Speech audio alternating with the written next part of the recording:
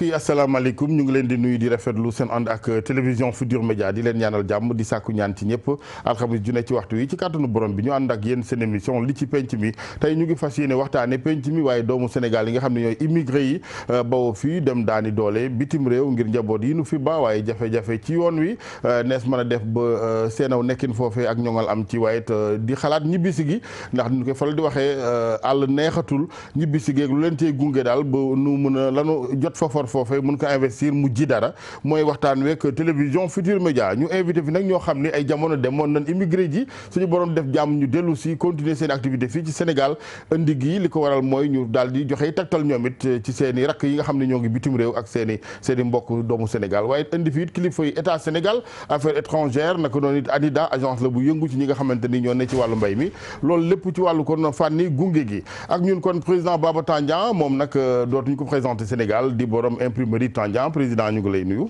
maa ngi leen di fekk. jërëjëf ñu ngi it ak sëñ Khadim Sall moom it nekkoon ni jamono immigré ñëw ñibbi si di yëngu ci wàllu aviculture jiite mouvement Horizon 2035 sëñ Khadim maa ngi lay nuyu. maa ngi lay fay El Hadj Assane. jërëjëf El Hadj Abdou Karim Cissé moom mooy conseil technique bu directeur général des Sénégal de l'extérieur ca ministère affaires étrangères kon sëñ Cissé ñu ngi lay nuyu bu baax. ñu ngi lay fay El Hadj Assane. ziar aussi El Hadj Malick Sarr mi directeur général ANIDA sëñ Sarr ñu ngi lay nuyu. ñu ngi lay nuyu El Hadj Assane. ñu ngi am yaakaar ànd ci téléphone bi ak ku mel ni député de la diaspora Amadou Siré Sall waaye it honorable député Demba Sow également bokk ci waxtaan wi yéen ñi ñuy seetaan ci Sénégal bitim réew kun ci mën a dolli rek ngir ñu xool formule yoon yi gën ngir doomi Sénégal yi immigré gërëm bu baax El Hadji Daouda Diouf immigré gul dafa naa ni booy atam weesul daaw dañu koy ziar di ko gërëm bu baax président li ñuy waxtaanee nees mën a def ba tiis am na xol yi jóg na et tout bien évidemment mais wax dëgg yàlla leçon yi ñu ciy tiré bu fekkee ni nattu yi mënut a ñàkk au moins ñu ciy jëlee dara nees mën a def ba wàllu immigration gars yi seen nekkin foofee ànd ak dal ak jàmm waaye ñu mën a ñibbi si teraanga ja tax ñu demoon bitim réew ñu mën ko am seen réew. Aja Sane jërëjëf maa ngi nuyu téléspectateur TFM yi nekk bitim réew Espagne France Italie États-Unis un peu partout li ñuy wax tey nag damay commencer ci décision bi président de la République jël avec son ministre des Affaires étrangères dañ koy rafetlu moom mooy je crois que à ma connaissance si je me reviens en mémoire c'est la première fois on voit un président ou un chef d'État jël un dossier bu mel noonu comme Mame Mbaye Ndiaye bi nga xamee ne faat nañ ko foofu président jël kàddoom dóor loxo bi ci table ji convoqué ministre des Affaires étrangères ñu convoqué l'ambassadeur d'Espagne. Je crois que c'est la première fois et je pense que ça il faut s'en féliciter parce que quelque part les immigrés doivent se sentir protégés. li ñuy wax nag tey nag aujourd'hui je crois que li ñu war a wax moom mooy lan moo waral immigration lan moo koy indi. ak naka la war a fonctionner ak naka la doon fonctionner avant pendant et après et aujourd'hui ak lu ñu gis et puis aussi yee aussi suñu rakk yi suñu doom yi nga xam ne dem nañu immigration parce que immigration neexatul menatul comme nu mu meloon bu njëkk ba nga xam ne période bi nga xam ne ñun demoon nañu. mooy dans les années 75 bon c'est vrai que période boobu aussi ay xale la ñu woon parce que on avait ay 22 ans la ñu amoon. dafa yomboon neexoon na parce que pour ma gàttal rek. waxtu boobu pour dem foofu soxla woon visa. police moo lay jox. tampon de sortie autorisation de sortie nga génn ci réew mi nga dem immigration ñu dem ba dans les années 75 ñu créé lu ñuy wax carte de séjour te ce qui est important li may wax carte de séjour boobu il faut mu wax leen kan moo tax ñu créé carte de séjour boobu français bi ñu koy créé à l'époque espagnol yi ñoo taxoon ñu créé ko parce que espagnol yi c'était de grands pays d'immigration seen chance ne ñu ngi ko amee bi nga xamee ne Union européenne récupéré na leen développé seen dëkk loolu moo arrêté immigration te dinañ ci ñëw ci kanam. incha allah kon espagnol yi ñoom it ñu war a dalal yi immigré lañu ndax ni nga leen fàttali seen démb googee sëñ Khadim ni ma ko waxee yaa ngi woon ay jamono bitim réew yow déjà ak tiis wi am jafe-jafe yi laata ñuy ñëw ci wàllu solution yeeg tegtal yi nga indi yow nan nga jàngate mbir mi bi tiis wi amee lan nga gis ne daal moo indi problème mu nekkinu sénégalais yi souvent ci bitim réew. waaw asalaamaaleykum. ginnaaw bi moo nuyoo ñëpp nuyu ñi ma bokkal plateau bi nuyu Sénégal nuyu suñu mbokk yi nuyu surtout waa Louga. di nuyu waa bon diaspora bi. di jaale tamit ñi faatu ñëpp maanaam moo ñàkk seen bakkan. yàlla xaare leen aljana. te xam tamit ci seen maanaam warugar la ñu nekkoon ba suñu boroom ñëw kon loolu ñu ngi leen ci tamit jaajëfal. ndax dañoo demoon daane seen doole ba loolu fekk leen fa kon yàlla moo ko dogalee noonu. ñu koy naqarlu lool nag mais loolu tamit bu ñu waxantee dëgg rek yàgg na faa am. xëy na bii moo bees rek mais bari na yu ko jiitu yu gën a sax metti que yii nii parce que mos naa gis ñu trayandoo 4 ba 5 personnes ci en même temps.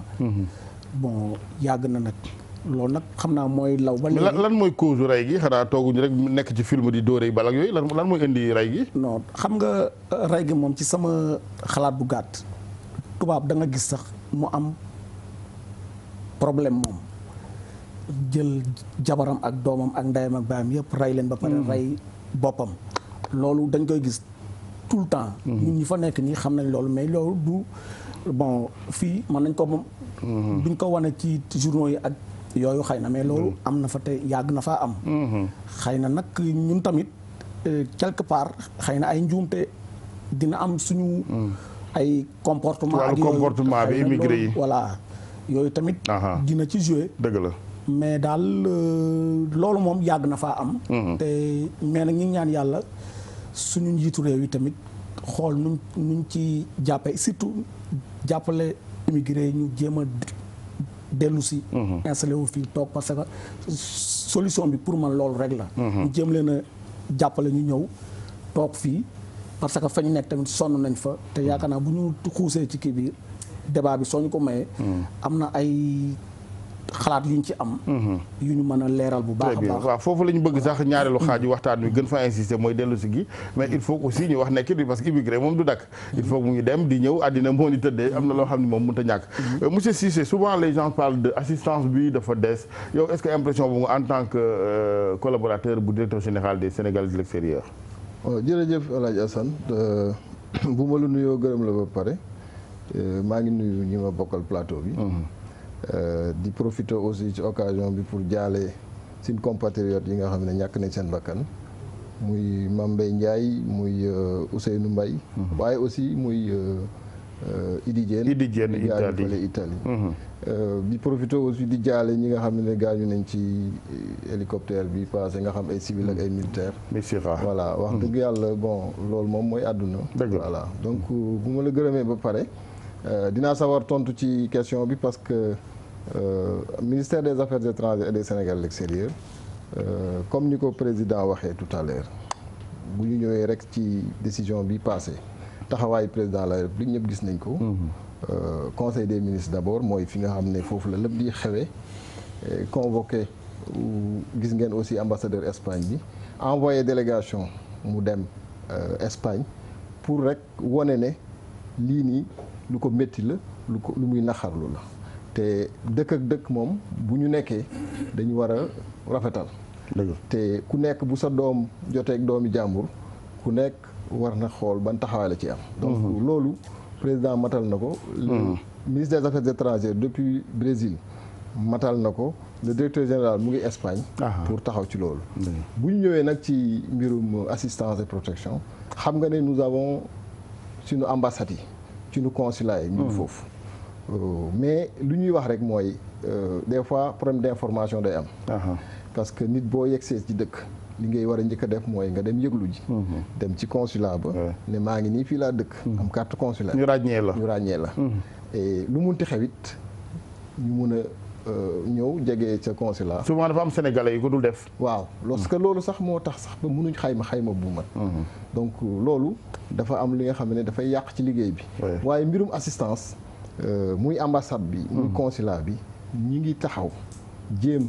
def àddina nag moo ni léeg-léeg nga jéem léeg-léeg mu am ay rëq-rëq mais lañ ca mën a def ak lañ ciy def ñu ngi koy góorgóorlu en tout cas suñu mission diplomate et consulaire yi ñu ngi def seen ként lay kattan pour taxawu Sénégalais yi. très bien dañ nekk sax benn contexte bu xaw a doy waar. je pense que dinañ ci ñëwaat mooy immigration comme ni ko président waxee dafa évoluer.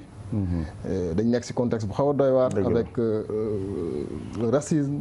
xénophobie. crise économique ci ñoom it également. donc loolu yëpp dañ koy jiiñ étranger bi. dëgg la donc yooyu tamit dafay andi ay conséquences je pense que bu ñu ci ñëwee dinañ ci mën a. dina am solo moo tax anticiper gi baax ci sax doo bàyyi ba yëf yëpp dalandoo sa kaw.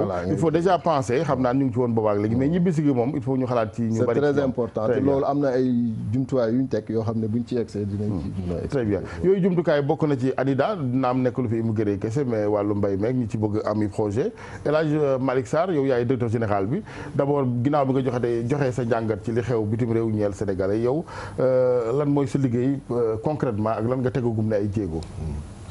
El Hadj Assane ñu ngi lay sant ci invitation bi. di profité tamit ziar nuyu sunu mbokk yi nga xam ni moom laa bokkal waxtaan wi.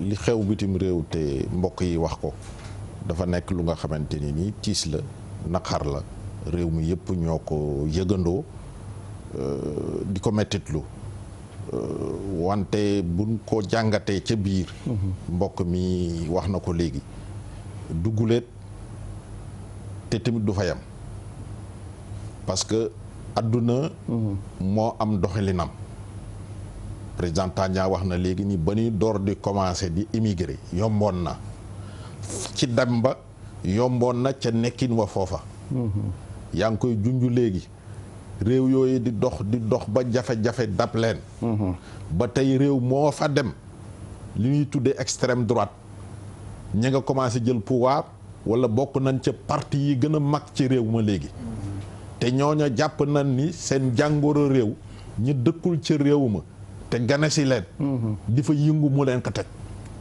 ba nga xamante ni noonu lañ leen jàppe loola mooy contexte bi nga xamante ni moom lañuy dund léegi moo tax comme li nga wax gouvernement da koy fagaru anticiper xam ni kat la woon ni na noonu la ko Wolof di waxe kon il faut que doxalin bi soppeeku doxalin bi mooy fexe ñi nga xam ne ña nga fa te lan fa doon wuti nekku fa nunu ñibbisee ñi ngi doon waxtaan léegi bi ñu daataan yéeg ci plateau bi mbokk mi di wax ni ci Espagne ca ñi njëkk a liggéey ca toolu tamaate ya la bokk Italie di watt tamaate bu ñoree ñu lay fay léegi italiens yi ñi ngi ñëw Sénégal di fi bay tomate séché pour jëlaat ko yóbbu ko delloo ko Italie kon la waaja daan jëggaani foofa ndekete suñu réew suuf ak ndox ak jant ngi fi bu nga xamante ni nii mën nañ fay def lu ëpp njariñ la nga daan wuti fële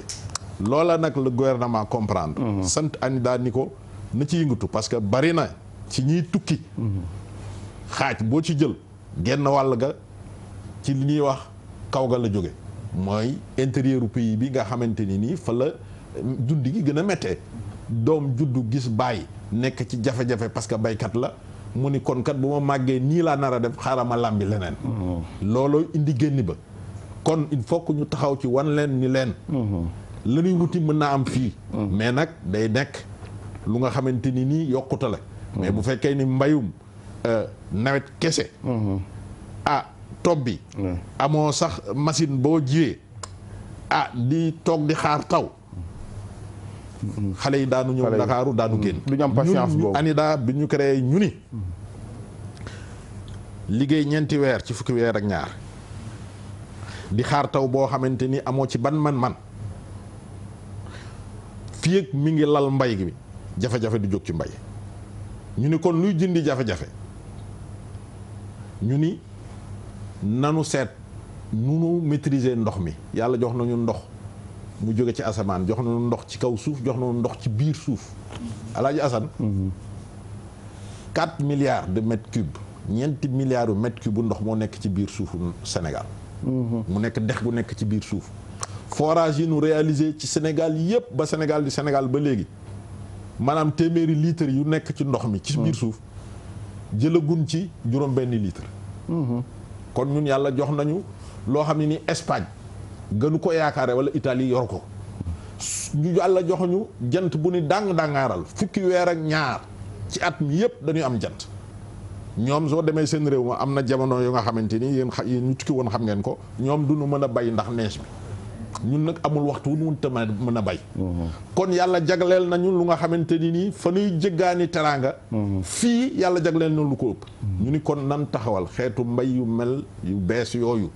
ñuy wax maîtrise de l'eau nga xam ne nii au lieu que nga bay benn yoon nawet taxaw nga bay ñetti yoon ci at mi. boo daan am benn yoon nga mën a am ñetti yoon. te di bay xeetu mbay mu nga xamante ni muy lujum yi. mais mbay aussi sàmm gi ci la bokk. yar jën ci la bokk. yooyu yëpp nekk yu nga xamante ni nii mën naa jur njëriñ lu ëpp la ngay jéggaani. loolu la ANIDA. c'est important am mission def ko. lëkkaloo ci nag ak sénégalais de l'extérieur. ba nu commencé. association bu mel na Mabale. nga xam ni ma nga Italie. ma nga Espagne ma nga France. lëkkaloo na ak ANIDA ci bi nu commencé. ñu installé leen fële ca ceeb. sur 300 hectares. très bien dinañ ñëw ci lim bi sax nga xam ne de façon concrète ñii seetaan dañ koy xam et puis communication bi di ci baax aussi parce que nguur gi souvent di woy on a mis des mécanismes en place mais communication bi ni nga koy defal buñ ko yëgul amul solo wax dëgg yàlla loolu aussi il faut ñu gën ko yaatal ñëpp mun ci jot de façon démocratique balaa njort di judd ndax souvent dañu lu ñu yëgul dañu naan seeni clientèle politique lañ koy baaxee donc di ko siiwal bu ko defee ku demul ñu xam ne yaa amul pas-pas gi ñu ngi ci téléphone beeg honorable député de la diaspora Amadou Ciré Sall député bu dee mu ngi taaxirlu ba léegi ñu ngi lay ziar Sall. Bonsoir. waaw ñu ngi lay gërëm bu baax émission bi nag ñu fàttali ne ci wolof la xam naa bu doon ak Alassane ak Mamadou lay yomb ci yow tukulóor bi mais wolof la. Mon wolof n'est pas très. non on demande pas un wolof académique juste rek ginnaaw bu ñu la ziaree taataan sa xalaat ci li xew Espagne sénégalais yi foofu ñàkk seen bakkan waaye lan nga gis ne moo mën a améliorer condition de vie bu immigré yi ci bitim réew doomu Sénégal. Si vous me permettez d'abord de saluer vos invités. Je pense que ce sont des Sénégalais qui ont vécu longtemps à l'extérieur et qui sont revenus au Sénégal, donc qui constituent un bel exemple pour la génération future.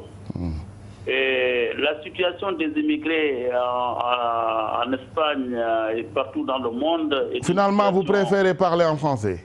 Moi, je préfère parler en français. Parce oui, que allez-y. Donc, vous revenez sur vos questions et je reprends tout de suite ou je continue. Juste revenir sur donc les incidents survenus en Espagne concernant les Sénégalais et également parler de leurs conditions de vie là-bas à l'extérieur de façon générale. Voilà. Moi, je pense que les conditions de vie des immigrés, ce sont des conditions extrêmement difficiles.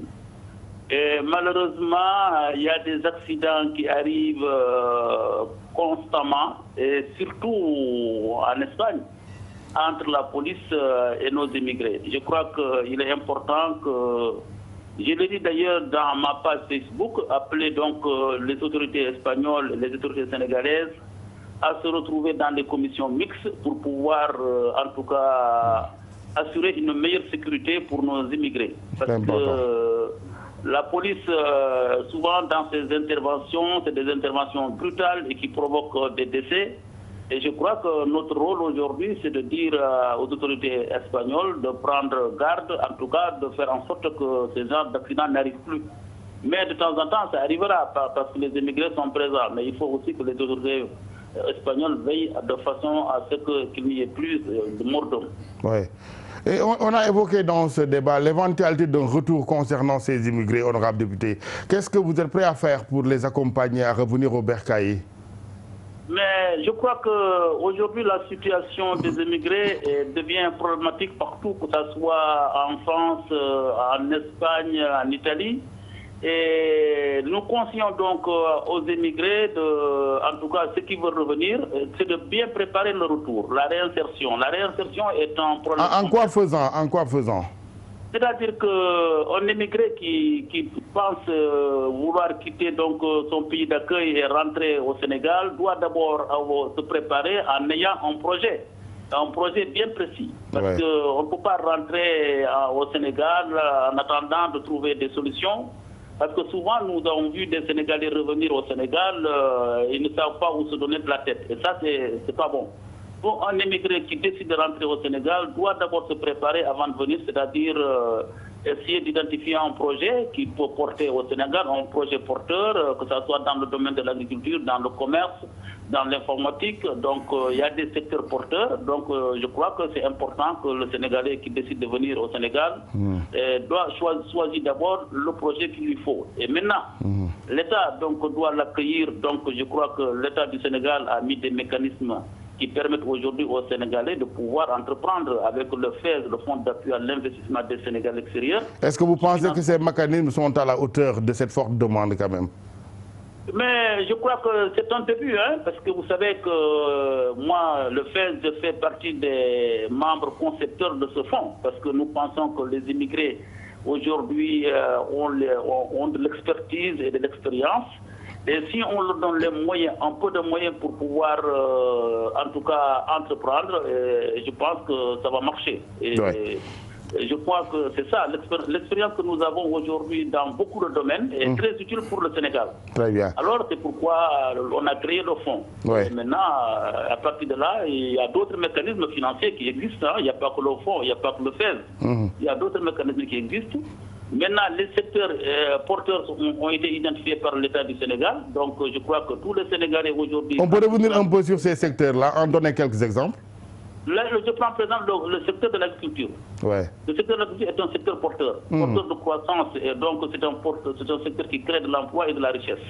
Vous prenez, par exemple, dans le domaine du froid, on peut créer aussi des petites et moyennes entreprises. Et dans le domaine de l'informatique aussi, on peut aussi monter des petites et moyennes entreprises. Et même dans le domaine culturel, il y a des industries culturelles qui marchent. Et dans le domaine social aussi, on peut créer énormément de choses ici au Sénégal. Je pense que ce n'est pas ce qui manque. Ce qui manque, c'est la volonté. La volonté des Sénégalais de pouvoir revenir et entreprendre. Très bien. C'est ce qui manque au Sénégal. Et maintenant, il faut que l'État les accompagne dans leur entreprise. Parce que l'État est là pour les encadrer, pour les accompagner. Très bien. Merci infiniment, honorable député Amadou Siré Sall, député de la diaspora. Président, wax na ko am na ay secteur porteur manes na ci boole sax macha allah secteur imprimerie yow lan ngay xelal xale yi maintenant ci phase boobu la ñu toll. Assane man dégg naa l'honorable député lu mu wax mais man li may xelal xale yi mooy dañu ne toujours ndimbal na si fekk loxol borom. Dire que les gens nañ ñëw ils ont des projets porteurs et tout ça ñëw ba pare dem immigration ba pare ñëw ak loxo nen après avoir vécu là-bas pendant des décennies ou pendant des années. Et dire que je viens avec un projet. Non, il faut savoir dire lu mën a nekk. loolu mënul nekk. parce que bu ñu jëlee projet yooyu ñooñu ñëw avec porteur de projet ñëw ak loxo nen état bi déglu leen mais ñii nekk fii nga xam ne liggéey ñu pourquoi en ce moment on ne le ferait pas pour eux. Quand je dis ndimbal na si fekk loxol borom dafa mel ni comme ni ko sama xarit Serigne bu waxee rek. dof bi toogoon di tux cigarette am rek caaye ba lakk. balaa nit ñi ñëw bu fay caaye ba. ce qui veut dire que. moom si boppam jàppale na boppam. balaa dara di xew. Je dis que en parlant de l'Espagne tout à l'heure nee naa leen Espagne kii sëñ bi wax na ko. Sarr. Dans tous les pays, il y a aujourd'hui une forte poussée de la droite radicale. Mais Espagne moo jëkk am droite radicale. Tout le monde ñëpp xam nañu l'histoire de la guerre du Pays basque. lan mooy indi guerre Pays basque parce que Espagne dafa nekk un pays sous-développé di immigré comme ni Sénégalais yi demee di immigré français yi taxaw ci frontières yi jëlee ko col du Pertus. ba si Andaye ba si au niveau de Perpignan foofu la ñu daan def ay brigades savay espagnol dañ leen daan jàpp di leen delloo. Donc les Espagnols là ils ont beaucoup souffert si affaire immigration. Pays basque si la ñu jógee parce que pauvreté bi am Espagne et c'était la seule région bu nga xam ne c'était riche ñuy demander seen indépendance loolu moo waral guerre Pays basque bi ak bombe yeeg yooyu. lan moo changé donnée boobu li ko changé moom mooy. C'est que parce que l'Union européenne ba mu intégrer Espagne ci biir avec les fonds de l'Union européenne des pays riches ñoom ñoo fexe ba Espagne développé wu loolu moo xaw a calme un peu le projet d'indépendance des Pays Basques. temps yi gis nga mu ngi commencé yëngatu machin ñam mais c'est pas fondé parce que l'Espagne est devenue maintenant un pays développé. Espagne dafa war a xam loolu que moom aussi am na souffrance su immigration. et aussi ñu yedd aussi suñu mbokku immigré yi nga xam ne ñu ngi foofu. parce que aussi il faut aussi ñu yedd leen ñu wax leen dëgg. parce que boo ñëwee ci benn dëkk comme ni ko président bi waxee il faut respecter les lois et règlements en vigueur dans ce pays là d'accueil. bu ñu leen ne fii marchand ambulant mënu fi nekk. mais nga xam neneen nooy def. mais wax dëgg yàlla boo Europe xamuñu li ñuy vivre Sandaga fii Europe xamuñu loolu. boutique yi fa nekk dañuy fay taxe yu cher ba pare di importer marchandise bu nga xam ne c'est contrôlé xam nañu fu mu jógee bu fekkee maintenant marchand ambulant yi ñëw nañu foofu dévier un peu les clients de ces boutiques là nga xam ne dañuy fay taxe état taxe municipal te marchand ambulant xam nga du fay taxe. ñoxoor Njaay bu alkaati yi jógee rek fruit otoom lay jël rek dugal ci bagage rek dem yoonam mais loolu la d'ailleurs le maire de Madrid mu bugg a instaurer maintenant benn formation pour les vendeurs ambulants. bu leen former ba pare maintenant nag mu fixer leen maire bi lu mu wax ci ingénieur doful parce que bu leen fixer qu'est-ce qui se passe parce que day contrôler lu ñu jaay ba pare ñuy fay ay taxes municipales di fay ay taxes d'État ay TVA et autres. mais tant que demuñu système boobu ça va être très difficile. au niveau de l'immigration. pour ma daaneel. moom mooy immigration dafa yombatul. parce que rien n'est plus facile. boo demee Porte de la Chapelle tey le nombre d'immigrés yi fa nekk muy sénégalais béninois maliens machin dañu fay bari boole ko maintenant nag avec les rapatriés de la guerre. ay Syriens et tout ça. dafay fees dell ba nga xamee ne eh bien da ngay xool ñi nga xam ne ñii ils sont vraiment sans lendemain. dëgg la très bien merci monsieur Tandian sëñ Khadim ci wàllu léegi ñibbisi gi rek xam naan du yomb moom parce que àddina moom ndegam ñoom ñooñu daa dem di roote ca ñoom la seen robinet yi tëj masa suñu yos yi ca ñibbisi bi ba nga koy wax sànq ci waxtaan wi ci kulaar yi suñuy réalité socio-culturelle mayuñu nga dem immigré ji ak ay loxoy neen ñibbisi ndax nit ñeeg xas gi penc meeg ni ñu lay xoolee waaw matériel geeg fi ñu yóbbu xaalis Sénégal ñu kenn du ñun. jërëjëf El Hadj man dama bëggoon ñu dellu siwaat tuuti tamit xoolaat lan lañ fiy dugal. parce que gis naa ne dañ fi dugal ci li ñu wax ne mooy jaar par ay Western Union ak yu mel noonu. 900 milliards par an. presque 1000 milliards. man ëpp na loolu. parce que man su ma demee foofu bay ñëw Samba dina ma yóbbante 1000 euros Demba yóbbante ma 2000 euros ak keneen ak keneen te ni ma koy defee noonu lañ koy defee keneen. cela veut dire que kon. ëpp na 900 milliards yi ñu wax mën nga ko multiplier par lu la neex. mais léegi xaalis boobu su duggsee ci réew mi. dañoo war a lijjanti est-ce que dafiy xaalis bu duggee dafiy toog wala day génnaat ak naka lay génne. parce que man jàpp naa ne xaalis boobu ñuy dugal. taxawu fi day ñëw génnaat ndax lii day ñëw. mais nag soxla itam da koy absorbé de ceeb bi ak social gi kër gi fay facture courant yi. waaw finalement immigré yooyu lañ leen teg sas bi dafa diis. sas bi voilà foofu laa social moom daa mel ni panier bu bënn rek da ngay def rek muy dem. foofu laa bëgg a ñëw moo tax tamit bon état il faut mu def benn maanaam kii boo xam ne nii. politique boo xam ne nii danaan léegi naa fexe ba nga xam ne nii. ñoom ñi tukki woon. am nañu yenn xam-xam yi. naa leen jàppale ñu ñëw installé fii. au moins di maanaam kii produire li nga xam ne ñun. moom la ñuy lekk bu ko defee au moins xaalis bi lenn li di fi des. ma jox la benn maanaam exemple. ambassade bu Italie chaque jour sénégalais yi danañ fa dugal 4 millions ba 5 millions. par jour ci visa yi. ci visa yeeg yooyu ba pare li ci gën a garaaw mooy da ngay ñëw. war a légaliser benn papier en 5 jours nga ko war a def maximum 10 jours. ñu ne la d'ici 2 mois nga koy jël si. nga jaaxle ne leen léegi nu may def ñu ne la soo mënee fay double bi par exemple boo waroon a fay 50 000 francs ñu ne la da ngay fay 100 000 en 2 jours. ñu defaral la ko jox la. mais loolu état bi am na ci part de responsabilité. parce que waroo bàyyi tamit rek ñu ñëw sa réew ñoom tamit. di doxale nu mu leen neexee. nga bàyyi leen ci noonu parce que yoon dafa am parce que loolu boo ko bëggoon def seen réew dañuy bañ. te immigré loolu. mais nag rapport de force yi itam du benn de. waaw parfois aussi danañ laaj état loo xam ne même bu la mënut a wax ne la mënu ma ko xam nga borom kër. sàcc dugg ca kër ga nga naan ko jàpp ko xam na ndax mën na jàpp sàcc bi mu déet. c'est-à-dire que ñooñee nga xam ne ñoo leen gën a soxla que ñoom vraiment aussi am na nu moom waxee ko ay gént la rek. waaw xanaa kay da nga naan ca njël benn bu ñu ko liggéeyoon fii ci réew mi c'est-à-dire nit aussi. mënoo bëgg benn mbir ak contraire ba.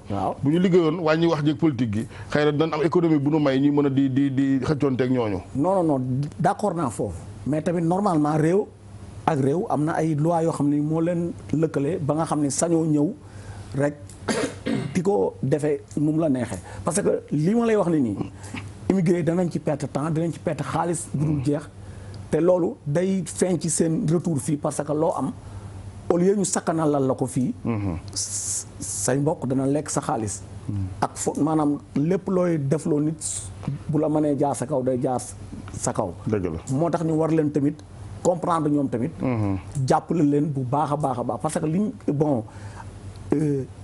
bon immigration li mu maanaam immigré bi li wekku ci ndoddam moom moo bari dëgg la këru lëmu da nga koy bëgg a yore yow ñu lay fay benn salaire nga nekk sa fi nga nekk war a def say dépense li ci des nga war koo indi fii léegi nan ngay ñibbisee bu la yàlla dimbaliwul boo ñëwee loxoy neen ngay indi nooy def pour investir moo tax yéen ñi nga xam ne yéen a yoree fonds yi war ngeen tamit di waxtaan ak maanaam immigré yi nga xam ne am nañ yenn expérience yi ci investissement. sànq honorable député Siré Sall mu ngi koy junj mu ne ñoom comme am nañ ci expérience yàgg fa loolu lépp bu ko état bi yaatalee ci waxtaan bi rek dinañ gis bunt voilà mais malheureusement état bi maanaam ñi war a bokk ci mbir mi duñ ci bokk wala ñu néew ñoo ciy bokk te loolu bëgg naa vraiment maa ngi koy ñaan kooku moom sëñ Cissé la ci tontu rapidement waaw vous êtes interpellé la dal ci affaire bi mais loolu noonu ñi ngi leen koy ki ñaan pour ngeen vraiment boole ci ñi nga xam ni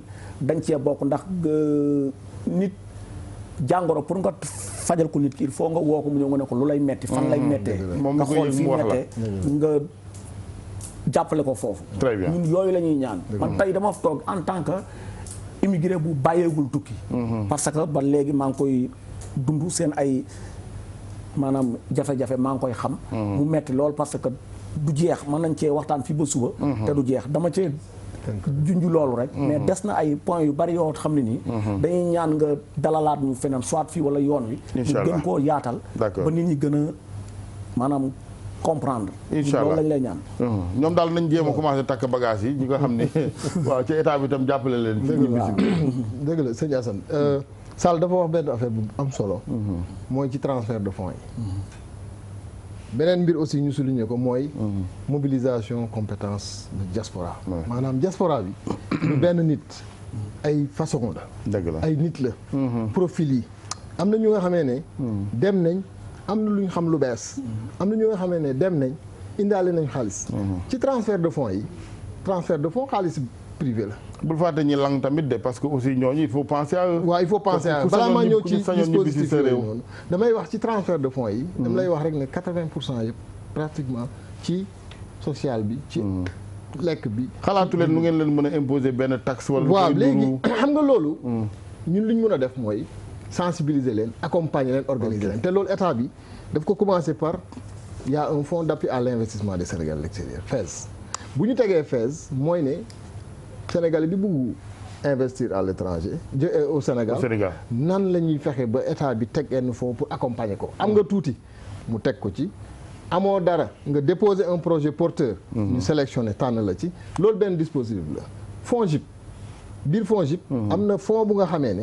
moom moo destiné bu ñuy wax FOGARIS moom dañ ko jagleel Sénégalais de l'extérieur am na aussi au niveau des autres dispositifs ay pàcc yu nga xam ne dañ ko jagleel Sénégal loolu pour wax est-ce que yëg nañ ko ñoom par exemple ñu ngi ñëw ak a dem waaw est-ce que bu ñibbisee ils sont assez briefés par rapport à tout ça mooy indi wax communication bi sànq c'est très important communication boobu dafa am défi de l'organisation parce que tey boo demee bitim réew da ngay gis association gis daayira gis kii koy waxal question la moo tax conseil supérieur des Sénégalais de l'extérieur dafa amoon léegi nag conseil supérieur du Sénégal extérieur da doon dajale un peu président d'association yi wala ñi nga xam dañ leen délégué woon pour nga xam ne boo soxlaa nga wax mu mun a jàllale nga am interlocuteur. léegi nag dafa am lu ñuy wax au conseil du Sénégal extérieur donc défi organisation boobu dafa am mais li ëpp solo mooy nan lañ leen di waxee dañuy organiser ay forum dem nañ New York en décembre dajale association des Sénégalais d'Amérique ànd ak ASEPEX ànd ak ADPME ànd ak agence yëpp ak directeur port dinaa la fa génneel ñaari mbir rek yu ñu fa wax directeur port dafa ne conteneurs yi ñëw Sénégal bu ñu ñëwee 70% yi bu ñuy dellu day vide maanaam loolu armateur bi bu yàggee day xooli Abidjan balaa moo ñëw Dakar donc il y a un défi pour exportation te xam naa ne monsieur Sarr dina ko wax Sénégal am nañ ay jeunes am nañ suuf donc war nañ mën a exporter association des Sénégalais bien que gis naa ne y a une hausse cette année par rapport à la effectivement exportation. association yi ñu ne ñoom bëgg nañ exporter mais problème bi mooy pour mu dugg Amérique ASEPEX ne man pare naa pour accompagner leen donc loolu ay xeeti waxtaan la te Amérique dinaa la ne Sénégal yi nekk Amérique am na benn groupe bu ñuy wax FONGAT dañoo dajale ne ñun dañu bëgg a def fonds bu nga xam ne ñun waa Sénégal de l'extérieur aux États-Unis fonds bu nga xamee ne dafay mun a accompagner di financer donc loolu c'est pour régler problème communication bi mais yemul foofu bu ñu ñëwee fii du ñu yem Dakar mais dans les régions il faut que ñu interpeller les collectivités locales parce que migration dañ ko war a dugal léegi ci politique de développement parce qu'on parle de territorialisation des politiques publiques donc loolu moo waral bi ñuy dem sax dañu ànd ak maire yi Malicounda jox na benn exemple moom mooy directeur DMTA mu ne bi ñu ubbee jaay bureau yi xam nga le président dafa joxe ay mesures ne nañu régler quota pour l'artisanat maanaam bureau yi commande publique ñu am ci wàll moom nee na ñenn ñi gagné ci commande publique bi ñu ci bari bitim réew lañ jóge donc loolu beneen xarante beneen xel lañ indi pour mun a kii donc défi bi mooy nan la ñuy mobiliser ressources financières diaspora bi orienté ko vers des secteurs porteurs nan la ñuy mobiliser diaspora hautement qualifiée bi parce que dañoo am pétrole ak gaz léegi mais ñun amaguñ ay écoles yi pétrole ak gaz mais boo demee ci multinationales yi di nga fa fekk ay sénégalais yu xarañ donc ñaari défi yooyu dafa nekk ay défi yi moo tax état bi dafay def ay forum état bi teg dispositif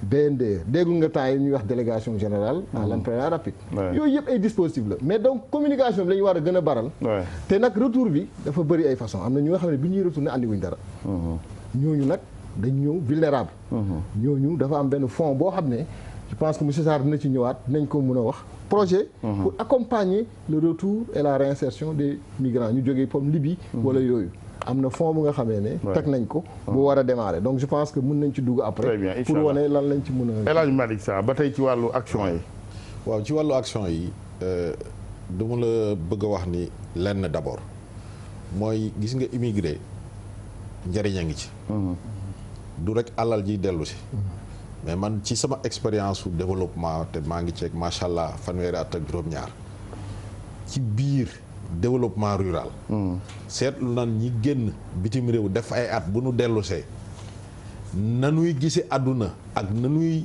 rapport bi ñuy am ak liggéey ak gëm gi ñuy gëm liggéey ak taxawaay bokkul ak Sénégal bi génnagul Sénégal bi génnagul xamagut jafe-jafe ñii nag bu nu génnee bu nu demee dañuy gis ni ndekete àdduna bi kat feneen fu mu nit ki day sonn pour tedd fii nag gone yi am ñu ci yaakaar ñoo xam ne nii mën ngaa tedd te doo sonn foofu la avantage u ñi dem génn bu nu dellusee force d'innovation bi nu mën a constituer pour le Sénégal te ñun gis nañ ci des exemples réussis yu nga xam ne daf koy prouver mais bu ñëwee ci action yi sama mbokk mi mu koy wax ñun dañu gëm ni ñi ëpp ci ñiy dem seen yaakaar mooy liggéey ci tool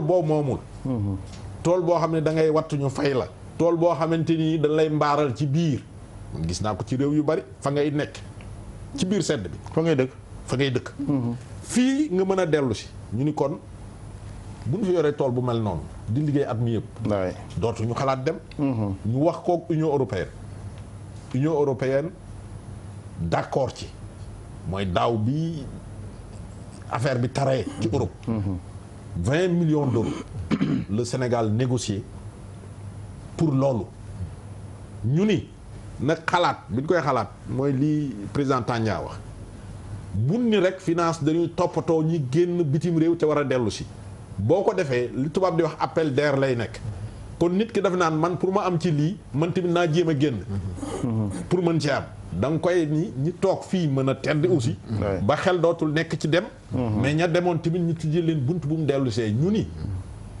téeméer bu nu jël pour insérer leen ci tool yi nga xamante ni moom lay taxawal te danaa ñëw ci tool yi au moins ñaar fukki yeeg juróom yi dans le cadre de ces financements de 20 millions d'euros dafa war a nekk des Sénégalais qui ont un projet de retour ñu ciblé région Kolda parce que dañ koy wax mu leer Kédougou Sédhiou ñu ànd ak coopération espagnole liggéey ci ñetti région yooyu Tamba Kaffrine Fatick Diourbel Louga ñu ànd ci ak coopération italienne waxtu yi may wax ak yow sama collègue yi ñi ngi ci région yi di def tournée pour communiquer pour xamal ni loolu am na ñun ñu taxawal ay mode tool yu nga xamante ni nii ci sunu expérience na ko taxale muy ferme familiale naataange yi ñu ni nit ki moomeelam dafa am solo ci moom nan ko defal tool bu nga xamante ni day am teen ci biir am pompe solaire ak plaque solaire pour dootul fay carburant bu jëndi courant Senelec am dëkkuwaay ci biir tool bi ñu clôturer tool bi grillage mu am ci parcelle goutte à goutte am poulailler ci biir am bassin pour bay jën kon kooku ñëw am na dëkkuwaay am na courant am na ndox te ci wàllu lu mu mën a lekk am na jën am na yàpp am na légume am na fruit kooku ku am ci Sénégal wax dëgg yàlla ci ñi gën a tedd ci dundin bokk nga ca mais bi nu xaymaa tool yooyu at mi nit ki bu ko liggéeyee mën na cee jëlee lu mu néew néew 4 millions ñu ni kon 4 millions ku koy am ci Sénégal te di dund wax dëgg yàlla sa xel dootul nekk ci dem xam nga la nay dindi mbir mi xam nga la na koy wàññi ji parce que tukki moom du jeex ci àdduna tukkee dund ànd xeet yi ngay gis yëpp fi nu dëkk tey du seen cosaan dëgg la ba ci fii ñu nekk ci Ndakaaru lébu yi seen cosaan du fii de kon dund ak tukkee ànd wante xam nga lan la ñuy fexe mooy ci jamono bii ñuy wax bu nu demee ba ci nekk Sénégal cousin ba nekk Madrid di ko woo naan ko wari ma mu ne ko may sawaay tool bi moo dox ba may wari bu boobaa la dellu si bay yomb waaw loolu moom yàlla na ko yàlla def ma jël ki ci téléphone bi xaw na ci yàgg xam nga serveur bi gars yi day xaw a tàng ci seeni poos asalaamaaleykum maaleykum salaam. ñu ngi lay ziar sëñ bi yow la kan maa ngi leen di delloo ziar bu baax man la raxu waaw bismillah waaw man nag yàlla dafa def maa ngi basé wu Europe je fais des allers-retours donc mën naa ne am naa ñaari facette ndaxte xam naa tuuti lu xew France parce que foofu laa nekk dund aussi fii ci Sénégal mais bu ñuy wax wàllu immigration ci man sama xalaat en général on parle de la jeunesse muy ndaw ñi xale yi ndax xale yi jamono ji ñoom ñooy bëgg a jóge Sénégal di dem Europe man boog sama xalaat sama gis-gis état bi war na bàyyi xel ci xale yi sama question mooy lu tax xale yi di bëgg di dem ça c'est une très bonne question je pense pourquoi parce que sànq rek maa ngi wax ak benn waaye man dama sonn Sénégal sama xel yëpp tukki la nekk ndax lu ma yor rek lekk ko te boo xoolee ñun ñi nga xam ne ñu ngi Europe suñuy rakk suñuy mag suñuy xarit ku la ci woo rek danaan man dama bëgg ñëw quoi dama sonn Sénégal man je pense que aujourd'hui l'État sénégalais dafa war a bàyyi xel ci jeunesse bi xool yan fànn la ñu war a mën a jël ba mën a téye xale yi les fixé ouais am na solo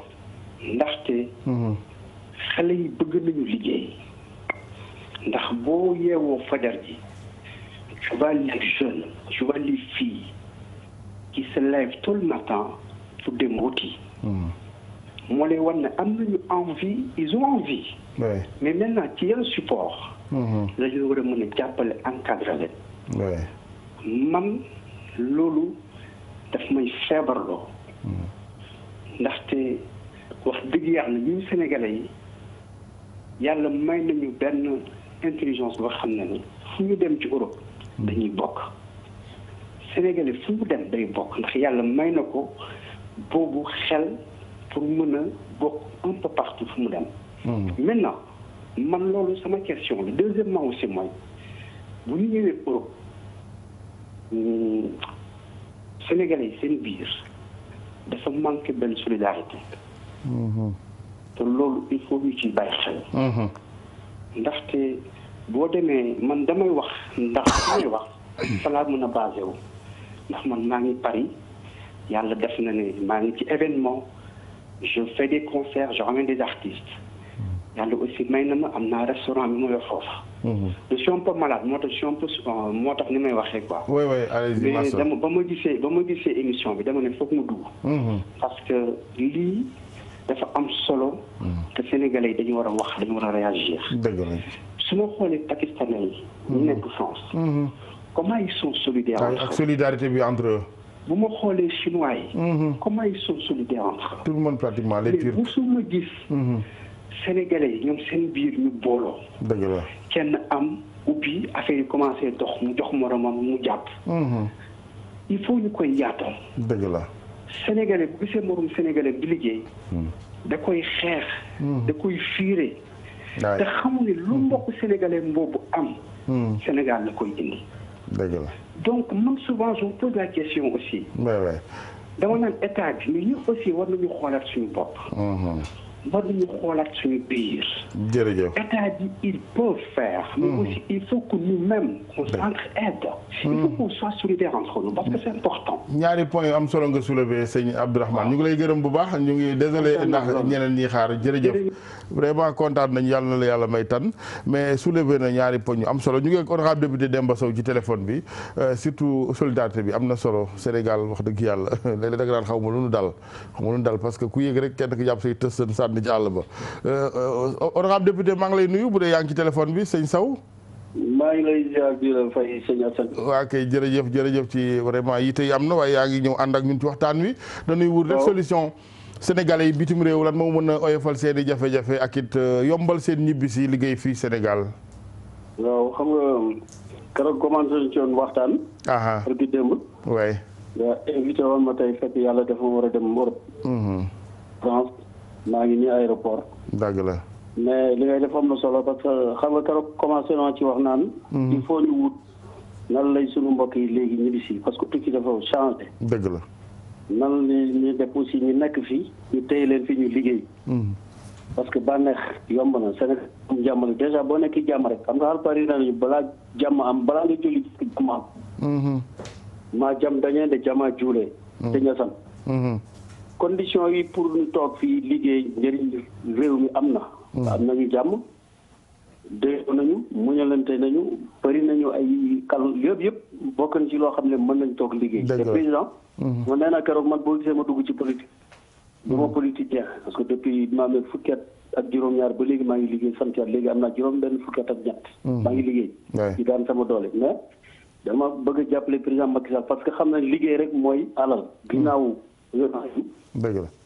quand on est en bonne santé. mën nañu nekk ci condition liggéey nag mooy richesse. dëgg la richesse du milliard du étage du kat-kat. saa yi nag nga liggéey ba weer bi dee boo amee sa junni ak sa ñaar fukki junni ak sa million yëpp. ci ngay def lépp.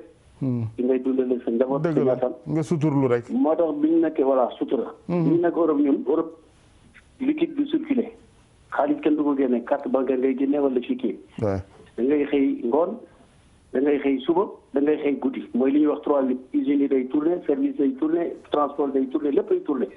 président nag ci conditions yi lay sukkandiku pour bëgg Sénégalais yi am culture du travail. moo tax ñu jóg di ko jàppale léegi agriculture bi waxoon naa la ci keroog man miy jógee Fuuta juddoo dëkk bi ñuy wax Juude Jaabi am na ñu bëri ñu fa nekk dund ba génn àdduna mosuñu gis tali. parce que ñu ngi liggéey foofu. di faju foofu di ñëriñoo foofu di jullee foofu di def lu nekk foofu. léegi il faut ñu def li ñuy wax le changement de paradigme. il faut ñu téye suñu gone yi fii ñu mun fi liggéey. il faut ñu dimbali ñu nekk bitim réew bëgg ñibbisi ñu dimbali leen ñu ñibbisi parce que mën nga dund Sénégal dund jàmm dund daal bu sell. tukki moom nekkatul solution parce que tubaab yi seen problème dafay jaaxle ak semence nag amatuñu temps toppatoo ñu parce que mënuñu toppatoo seen bopp. dëgg la. moo tax lépp lu xew tey bu tawee ñu ne gan la. bu seddee ñu ne gan la loolu daanaka daa ma sax. voilà président nag dafa jóg ci jàppale askan wi fii askan bitim réew moo tax man ma nekk député diaspora 15 dañu asam. maintenant xanaa nga wax ko rek moom président comme yow jege nga ko yaa ngi liggéey ak moom mu yokk loxoom ndax nag ku ne xam nga ne aussi yëf yi laaj na yaatal wax nañ fi fond nangam sangam fond nangam mais ku ne xam nga ni il faut mu yaatu. absolument fonds yi yu bëri xam nga Sénégalais yi nag bitim réew yi laaj ci guichet unique bu ñu ñibbisee xam fan la ñu war a jaar ba am prêt ba am investissement ba am lii ba am lii mais bu ñu wàccee aéroport léegi ay IBD la quoi. bu ñu wàccee aéroport dugg ci administration sénégalaise dañuy gëlëm. parce que dañuy tourner. ak lourdeur bi ci nekk boo fëgg ñu leen dellul bële. dëgg la boo jógee bële ñëwaatal bi nga nekkoon. il faut ñu def guichet unique def fa ñoo am expérience dundoon ak ñoom xam leen. xam nga yàgg naa wax le problème de la France bi ñuy wax immigration te immigré duñ ko wax. mais tant que ñun immigré duñu wax suñu problème ñeneen ñooy wax suñu problème duñu xam nan la ñuy def pour trouver ay solution. dëgg la ki ko xamul de mënu ci wax dara moom. voilà moo tax nag président jël ay jëtuwaay yu mat pour jël sénégalais yi nekkoon bitim réew di toppatu sénégalais yi nekkoon bitim réew. c'est important jërëjëf consulat yi di fa ñoo xam ne fa nekkoon. am na solo honorable jërëjëf Sow am na solo loo gis rek ab tàmbali la donc président sëñ Khadim ñu dernier kàddu yi parce que waxtu yi xam naa ni jeex na waaw. damay emboîter le pas si auditeur bi wax ne léegi. député diaspora Demba Sow wala auditeur bi raxu ki doon wax ci Paris. ki doon wax ci Paris. wax aussi que l'agent du ministère des affaires étrangères. ak Sarr lu ñu wax yëpp fii li nga xamee ne am nañ ko si fonds. pour aider les immigrés. mais ñun suñu temps amuñu woon loolu. on n'avait pas ça. je pense aussi immigré bu génn dem. c'est pour faire quelque chose sinon où est la raison de partir. il y a pas de raison pour partir. maintenant mën nga dem aussi comme on dit chance aussi yàlla moo koy joxe. chance du fa nekk waay. chance yàlla moo koy joxe.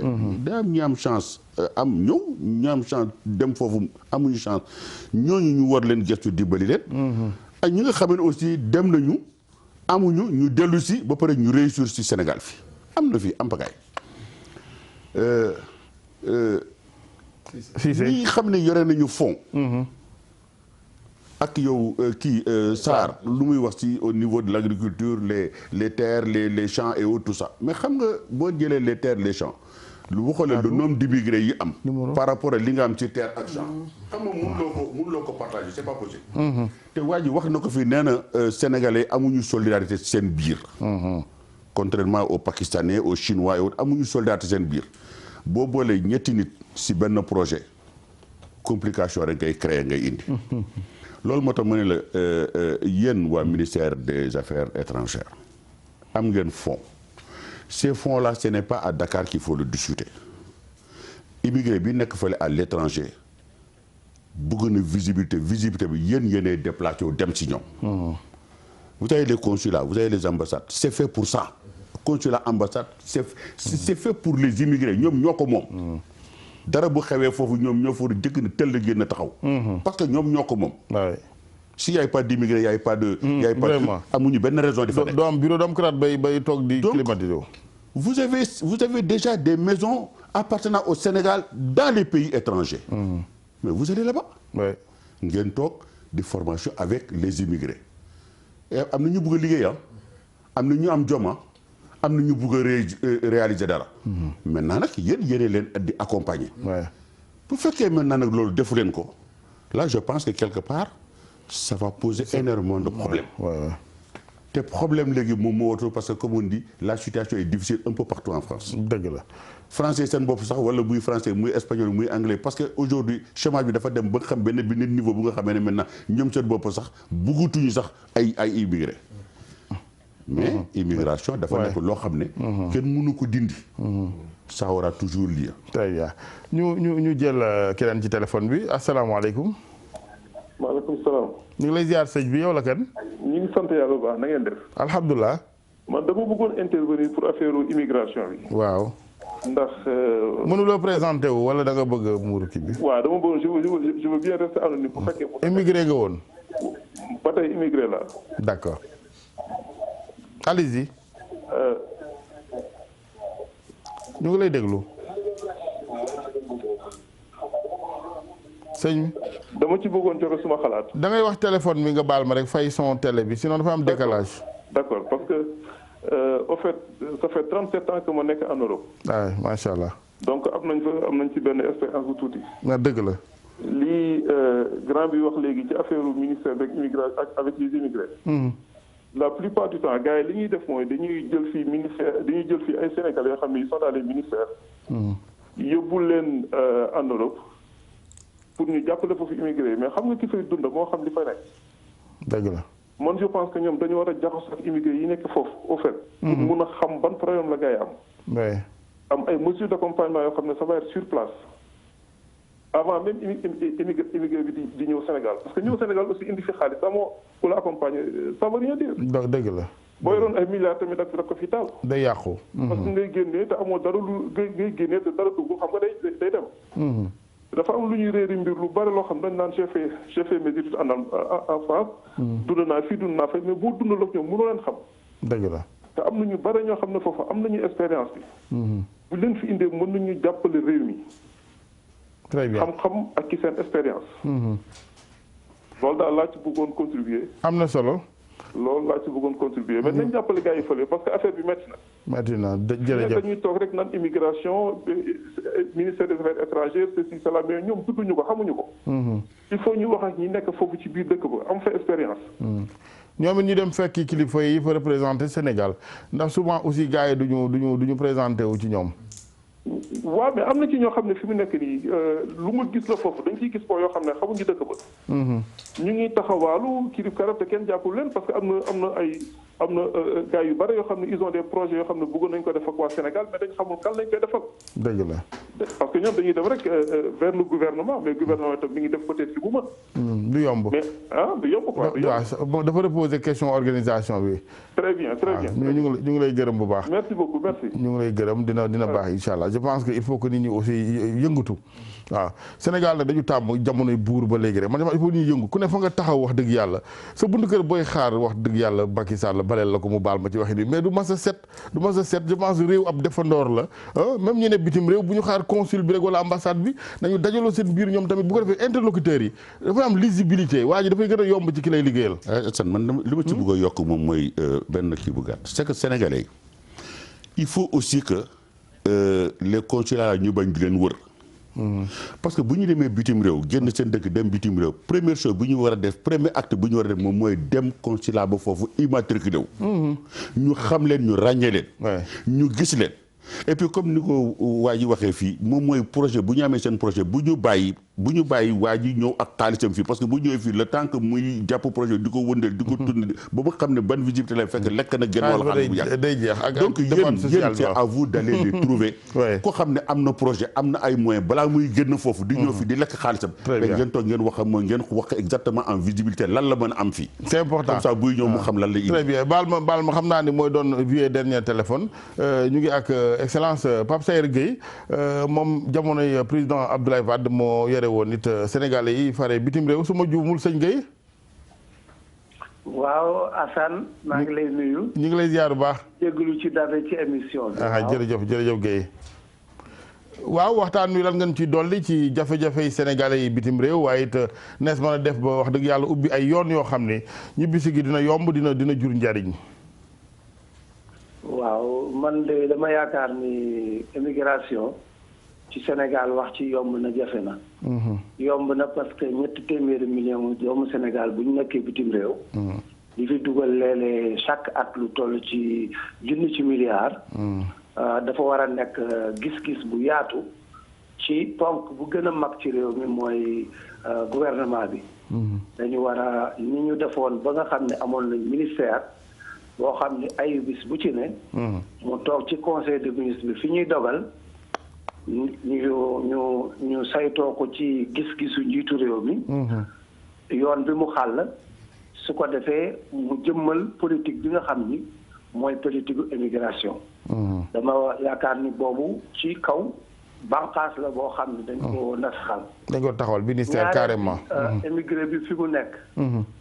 émigré bi fi mu nekk. dafa am ñetti soxla yoo xam ni taxawaayu réew moo ko man ndax boo génn rek tumuranke la dañuy daanaka émigration moom jihaat la rek.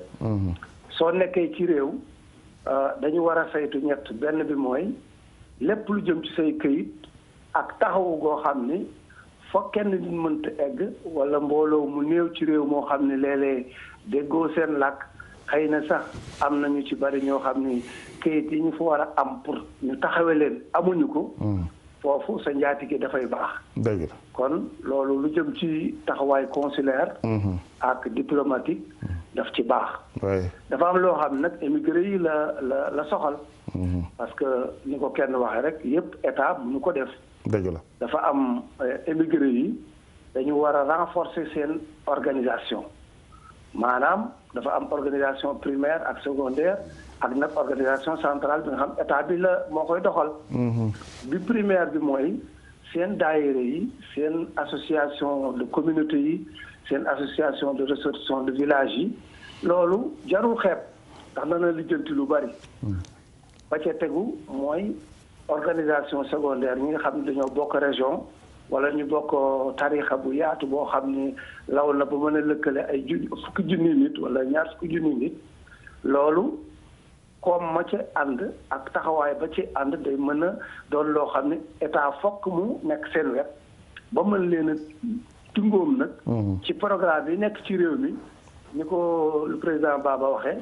ñu yombal leen nu ñu dugalee. waajal seen ñibbisi ci seen coobare. surtout. ñetteel bi mujj nag. ma koy tënkee ci fa ñu nekk mooy intégration. am réew mënoo faa dem te. xamuñu la xamuñu sa làkk xamuñu sa togg xamuñu sax sa taxawaay en tant que doomu aadama ndax xëy na sa réew xamuñu ko. dafa am ay initiative yoo xam ni buñ ko fay def danañ jaay seen bopp ambassadeurs yi ak consuls yi def gestion de proximité di leen fekk ci marché yi ñi nga xam ay cadre lañ ñu bañ ñu bariwuñu rek la ñu xam ba nga xam ne affirmé wu nañ ci réew yo ñu nekk. ñu lëkkale ak ambassade bi di leen orienté. ba nga xam ne axe de coopération yenn yu bari sax. en tant que ay auxiliaire diplomatique la ñu mujj doon. pour mën a jàppale réew mi. fi may tënkee nag mooy am na solo waay. allez-y. waaw fi may tënkee rek. fi may tënkee mooy. am na ñetti bànqaas yoo xam ni. benn bi mooy conseil supérieur des Sénégalais de l'extérieur. nañ ko santé parti socialiste. parce que ku ne def nga lu baax. mébatu dajale leen teg kuréel.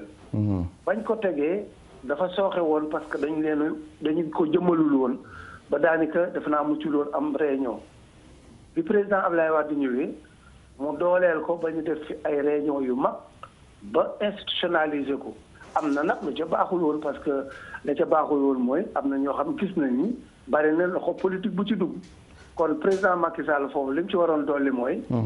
ñu sampaat leen de manière plus démocratique yokk moyens ya fexe ba ndax émigré kenn du ko administré ndax agent boo dul fay.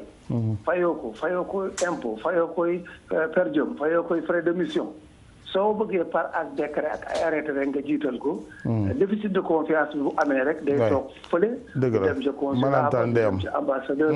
malentendu day am. dëgg la jërëjëf kon dañ ko war a gérer. ci partenariat. merci kon daal ci tënk daal.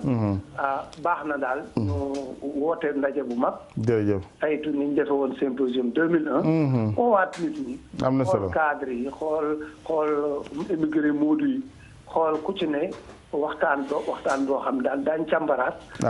bànqaas yu mag yi nga xam. mën nañu ko teg jërëjëf Guèye ñoom ñu dugal seen loxo ci réew mi. jërëjëf merci excellence am na solo. ni mu ko waxee ci guddee am na solo jërëjëf Guèye jërëjëf am na solo vraiment nii rek dañ koy bëggee souvent kilifa yi ak ñi am expérience experts yi ñi am jaar-jaar di ñëw di wax maanaam ñi war a wax parce que sànq rek maa ngi waxtaan ak sama doom baay colonel Momar Guèye réew mi li fi indi problème yi mooy ñi war a wax jooy wax à la place de ñi xam war a wax loolu nag mooy problème bi mais bu dee ñi fa jaar dund ko ñu ngi wax ñiy jiite defe naa dañuy déglu ñoom it parce que vraiment loolu rek moo am solo boo bëggee gis bunt moom ki la njëkk ci néeg bi moo lay wan fi ngay toog sëñ Khadim kàddu gu mujj gi ci réinsertion sociale gi rek ñibbisi gi. waaw bon bala may wax ci. non fi mu ne on a né à la fin malheureusement yow da ngay ñëwaat di yoon wi garaawul. waaw mooy tey dafa am ñoo xam ne dañ fa nekkoon doon liggéey. bon doon participer ci seen retraite te ñooñu déjà ñenn ñi ngi tàmbali jeexal ñi ci des feebar nañu mënatuñoo liggéey ñibbisi nañu. te waroon nañ bu ñu amee 65 ans. ñu fay leen seen retraite comme ni ko Maroc ak Tunisie ak yeneen dëkk yi négocier entre les deux gouvernements. ok Sénégal tam dañ koy ñaan moom tamit. mu fexe ba li fa gars yi. cotiser voilà suñu waree dem retraite. ñu lijjanti leen ko ba ñoom tam ñu mën koo jot parce que tamit ñi ngi wax solution ak nañ ñibbisi mais am na ñoo xam ne bu ñibbisoon tey. retraite nag ñooñu waratuñoo liggéey dañ leen a war a fay. dëgg la ñu toog ba yàlla di def li gën. mais loolu bu ñu leen ko lijjantilul ba loolu egsi. beneen jafe-jafe day amaat. dëgg la man toujours foofu laay waxe pour ñuy bàyyi xel tamit ñenn am na ñeneen ñi nga xam ne ñi ngi leen tëj ci maanaam kii. kaso yi. te peine bi ñu leen jox ak li ñu ak maanaam njuumte bi ñuy def. méngoowul loolu état bi war na ci jël ay kii comme. léegi am nañ ay député diaspora war nañoo tamit booloo ñoom. dem dugg ci maanaam kaso yi xool ñi fa nekk laaj leen yéen lu leen fi indi. ban peine lañ leen jox ak yu mel ni ñu xool nu ñu leen jàppale pour ñu dellu siwaat ci seen. njaboot te yooyu dañ ko. mais sénégalais itam. parce que aussi xam nga boo xoolee limu ñi fa nguur gi yebal par rapport au nombre de sénégalais macha allah. y a pas photo sénégalais yi ñooy mobiliser wu di siiwal yooyu cas xam nga ñu on parlait de solidarité tout à l'heure aussi wax dëgg yàlla tey fii gis nga ñu baal ma bëgguma sax tudd benn xeet. mais dafa am ñoo xam ne bu seen benn mbokk dara xusi ko rek ñëpp yëg ko yow yaay siiwal yooyu dëgg la mais man daal naa tekki rek waa ji kii des na torox loolu aussi na kenn xamul dëgg la mais xam nga rek niñ koy waxee mooy siiwal gi tamit yombul siiwal ak manifester pacifiquement génn xam nga pas-pas gi moo ñu manqué nag ñu wax ko rek loolu lépp dëgg la yow ku mel na yow dinañ lay déglu bu baax yaa ngi def sa liggéey yaa ngi jàpp ci yu bëree bëri xaw ma nit ñi nag bàyyi nañ ci xel wala déet mais bu ñu la doon déglu tamit man jàpp naa ne yu bëri dana saafaraw parce que man mii di wax ak yow président Macky Sall sama xarit la su ma déggee li may wax nii xam na ko heure bu ma ko gisee ci maanaam waxi immigré jafe-jafe yi immigré yi laa koy wax dégg naa député bi woote sànq wax ne dañoo war a am gisee unique man maa ko wax face à face mu ne ma loolu suba danañ ko def man jàpp naa ni sax loolu def nañ ko waaw te loolu danaa vérifier ba xam def nañ ko wala déet am na solo dama ko wax ne ko dañuy am ay projet ak ay partenaires ñëw ba fii da ngay mujj lemaat sa gedd dem doo am interlocuteur wala duñ la recevoir bu baax teg ñu war laa jàppale li ñu lay wax ak li am du bokk maanaam nag du ñëpp ndax am na ñu ma ci xam ñoo xam ne def seen liggéey ni mu waree mais ñu ci bari diñ koy wax ak li am bokkul dañ koy nax te man bugguma yooyu bu ma sañoon yéen a jëm am ci réew mi mu man koo eggale mais ci kaw ñu koy wax li fi ne parce que moom mënul teewee fépp dafa fal ay nit pour loolu kon ñooñu tam nañ ko jàppale bu baax a baax a baax mais li ñu bëgg daal mooy nga gën ñoo yaatalal jotaay yu mel inshallah bu fekkee ne nag mooy sama dernier kàddu nga may ma rek ma nuyoo tuuti nuyu surtout mouvement horizon 2035 da ngay jaar service commercial nga baal ma ndax ñooñu dañoo moo nekk ñoo xam dañoo participer ci développement local fu mel ne Louga dañ cee jàpp bu baax a baax te loolu baax na ñu koy feeñal am na solo di ñaan ñëpp def loolu di nuyu waa Louga yëpp di nuyu tamit diaspora bi très bien maanaam bàyyiwuma kenn daal suñu waajur yi ñëpp daal am na solo développement local ku ne fa nga fekk rek baax rek boo ci jàppee El Hadj xam naa yow El Hadj Abdou Karim bokkuloo ci ñi muy wax ñi ndax président mais au moins quand même di ko dimbali dina ciy baax ndax effectivement réew mi daal man gëm naa ni dafa yaatu na daal ku ne mën nga bay sa waar def la war boo tëddee sax nelaw c'est-à-dire que yow même booy juum mu doon de bonne foi même booy def dëngate waaye na yéene bi rek doon loo xam ne yéene bu baax nga jublu dëgg la jërëjëf Assane je pense que am na ay intervention yu am solo yu fi def mbirum organisation je pense excellence Sayer Seck wax na ko conseil supérieur des Sénégalais amoon na léegi au conseil des Sénégalais da moo am xam nga lu koy wax mooy dañuy bëgg association yi falal seen bopp nga xam day am plus de légitimité loolu bu ñu ko boolee député diaspora état dina am interlocuteur parce que problème bi mooy kan ngay waxal boo waxee diw teewel mer donc loolu problème bu nga xam dañ ko war a régler beneen bi mooy nan la ñuy boolee toujours ci peccoo yi diaspora parce que nit mënoo ko defaral dara te nekku fa ñun bi ñuy def plan stratégique opérationnel acteur diaspora ñu ngi fa ñoo joxe seen xalaat ci investissement joxe seen xalaat ci assistance donc problème intégration boobu daf ci am solo parce que président def na ko la preuve consul yu bari ci tànneef bi ay ñu doon dëkk dund foofu la donc loolu pour wax ne rek ki dund mbir mi moo ko xam mais guichet unique bi dama ciy ñëwaat direction générale des Sénégalais extérieurs son excellence Souri Kaba dafa gis ne bu ñu teewul parce que Sénégal l'extérieur amul jot bu ñëwee fii du am temps pour dugg fii dugg fële te administration mun na yéex des fois ñu ne nañu testé benn guichet pilote dem Milan ñu teg ko fa ñu ñëw foofu mun a expliquer projet bii laa bëgg nii laa bëgg ba ñu tënk seen projet nga xam bu ñu ñëwee Sénégal day gaaw te guichet boobu da nga ciy gis FONGIP gis ci nu mu tuddati FAISE gis ci structure état yëpp yi nga xam ne ñu ngi foofu donc loolu d'ailleurs APIX ubbi na sax benn espace diaspora mais loolu yëpp dañ koy organiser waat pour que bu ñëwee du perte temps moo tax ñun dañ gëm ne migration xam nga ku nekk daf ci war a def wàllam moo tax dafa am cadre de concertation boo xam ne faw mu am acteurs yi ci intervenir yëpp secteur privé par exemple am na Sénégalais bi bugg a ñëw mu jàng école jàng université pare bugg a ñibbisi difficulté bu muy am mooy bu ñëwee il faut que soit état jël ko wala secteur privé te d'ailleurs secteur privé mooy gën a jël donc secteur privé il faut ñu wax ñu ñoom seen besoin bu ko defee ñu lëkkale leen cadre boobu nag moom mooy permettre un peu ñu kii mais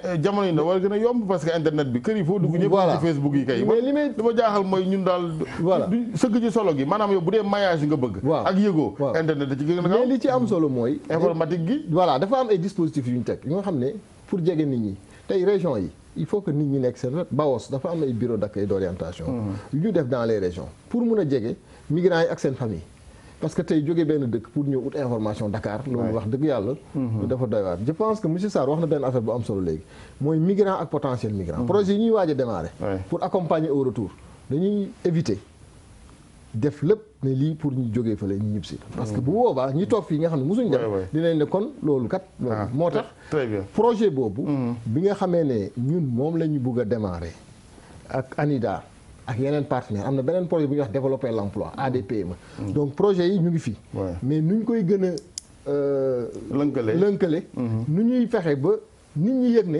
projet bi am na fii am na fële loolu la ñu war a gën a baral pour liggéey ci parce que li ñu amal solo mooy diaspora bi liggéeyal na réew mi lu bari te loolu quand même ci liggéey ba nga xam ne bëgg na ñibbisi il faut nga yombalal ko parce que je pense que le ministère des affaires étrangères à commencer par le président de la République comme ni mu ko waxee yéene bi mooy wax dëgg yàlla te loolu yëpp nag li koy faj nag mooy émergence rek mais benn aspect laa bëggoon terminer rek mooy pourquoi nit ñi di dem jeunes yi xam nga am na ku njëkk ku ko wax il y a un défi de la formation formation professionnelle boo seetloo temps yi mujj yi ak profession ci boppam nag ak profession am xëy quand même am xëy parce que tey ñi ñëpp si ñu bari amuñu maanaam métier woon donc ñun dañ ne loolu faw ñu teg ci suñu tànk pour fexe migrants de retour yi ñu former leen moo tax 3FPT ONFP ak yeneen structures yi ñu ngi liggéey ak ñoom pour faciliter un peu la formation am na solo donc on a mis en place benn dispositif bu ñuy wax carré c'est contrat d'accompagnement retour réinsertion des émigrés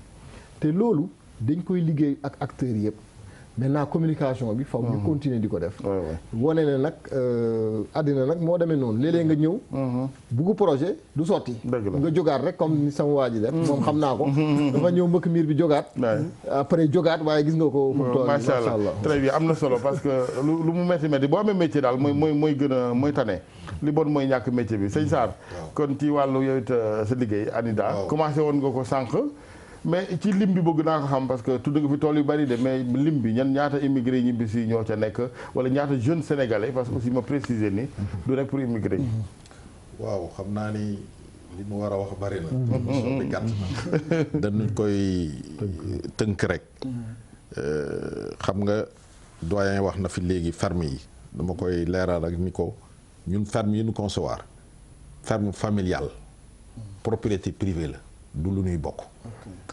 boobu la ñu dédié un peu aux jeunes sénégalais diplômés mais du monde rural mais en même temps ak immigrés de retour yi parce que bokk bi comme li nga wax jafe-jafe ngi ci am na ku fi souligner affaire exportation rôle bi muy jouer aussi te Sénégal il y a de cela 15 ans demoon nañ ba nekk 15 000 tonnes exportées ren ñi ngi plus de 100 000 tonnes exportées te ñun ci tool yi ñu nekk dama koy tudd tur yi pour ñi nekk seetaan di xam boo demee tey Jilax ci biir Mbour département Mbour nga dem Ngomeen nga dem Njegen nga dem Morola nga dem Kër Momar Sarr nga dem Kafes ca Bignona nga dem Kanju Kamako ca Kolda ay jeunes sénégalais ña nga fa lëkkaloog seen ay partenaires yu ñu amoon ci Europe di def fii produit exportation européen bi am marché Europe moom li muy indi mooy marché kii nekk ci terroiram indi suuf indi ñi nga xam ne ñoo ànd ñi ngi koy def loolu mi ngi nekk lu nga xamante ni tey créneau bu am solo la boo nga xamante ni mi ngi développé wu te da ngay gis ni européens yi bu ñuy ñëw fii léegi Italie Sénégal wala espagnol dañuy àndaaleeg des Sénégalais yu demoon foofa pour lëkkaloog ñoom créer ndoog ñoom dara fii pour mën a am tête de pont bu leen dugal ci biir réew mi bokk na ci nag ay kàddu yu am solo yoo xamante ni wax nga ko gis nga réew mi aussi bu nu bëggee jàngoro yi di saafara il faut que ñuy waxante dëgg dëgg bi bokk na ci jàngoro bi lu ci bari ci suñu biir la law na yaatu na xew na ci sunu réew nga yor doom mu mën a tekki ci Sénégal mais nga gis moroomam mu génn tekki nga ni sa doom du fi fanaan nga dajale 4 millions jox ko mu dem egg li bi ñu jël 4 millions ya mu jël bato du àgg te sa yaay toog ci kër gi wala say waajur ne la yaay kasara sa nawle sàngam bay nga jël sa doom dugal ko ci musiba te 4 millions wax dëgg yàlla ku ko yor fii mën ngaa liggéey raw de départ bokk na ca sama caméraman yaa ngi rêvé déjà loolu bu leen ko joxoon daw loolu mi ngi fi départ la mi ngi fi alors bokk na ci li aussi indi jafe-jafe sunu réew manque de solidarité bi ñu doon wax léegi yaatu na law na nit yaakaar ka nga dëkkandool sax boo amee mu yaakaar ni la nga yor luñ ko xañ la kenn nangootul ni yor bi nu mu gën a yaatoo ka koy joxe yor na lu nga xamante ni du jeexal ba nga xamante ni ku réussir sax da ngay nëbbatu say compatriotes loolu indi solidarité Sénégal développé wul boo nekkee bitim réew ki réussir dootul bëgg a fréquenter sénégalais yi da leen di nëbbatu parce que yaakaar ne bu leen gisee rek yàqule alors yooya nag ba ci sunu réew mii ñi fi des sax da ngay gis loolu du dund du yomb mais dispositif bi may wax naa la léegi 20 millions d'euros projet Union européenne coopération espagnole def na moom tamit 105 fermes familiales dans les régions sud tudd nga léegi délégation générale à l'entrepreneuriat rapide man membre conseil d'administration balaa président de la République def na ci 30 milliards pour la seule année 2018 et pour en 10 ans boo gisee ñu yokk ci rapide entrepreneuriat rapide mooy def ni yi ma gisoon yi fi weesu xaalis dana fiy nekk mais démarche bureaucratique bi ñu ciy dugal tax na ba nga xamante ni na muy ñëwee ca nit ñi du ko ci ñëwee mu jox leen ni leen 30 milliards yi warul weesu at mi def nañ sunu réunion yéen a ngi ci réunion yi wala yegg na. non yegg na le processus a commencé. très bien alors ma booleel la ci. waaw non on est boo ci fin bi boo jëlee FONGIP kii wax na la ko. nga jël on a assez débordé comme ça. banque de développement BNDE. mu nekk benn dispositif. mais nag am na lu nga xamante ni nii moo tax. loolu lépp njëriñ bi mu war a jur jurugu ko. merci mooy accompagnement bi nu war a accompagner. porteur de projet parce que projet. merci non xëy suba rek xalaat bind ci kay. jërëjëf Sarr maa ngi jégalu bu baax wax dëgg yàlla d'ailleurs c'est la première fois ma dagg fii gan parce que xam naa ni waxtaan wee ni demee mais on est obligé ñu daal di taxañ bagage yi ba beneen yoon di ñaanal ñëpp jàmm di gërëm suñuy invité président Baba Tandian vraiment ñu ngi lay gërëm baax président sëñ Khadim maa ngi jégalu sëñ Sall jërëjëf merci El Hadj Abdou Karim Cissé bu ministère affaires étrangères El Hadj Malick Sarr directeur général ANIDA ak ñu duggoon ci téléphone bi honorable député Amadou Siré Sall Demba Sow ñu ngi koy gërëm bu baax excellence Papa Sayer Gueye ak auditeurs téléspectateurs yi vraiment désolé Baba désolé gërëm ñëpp du Sow lu xew ok allez kon ñu fanaan jàmm ba alxamis incha allah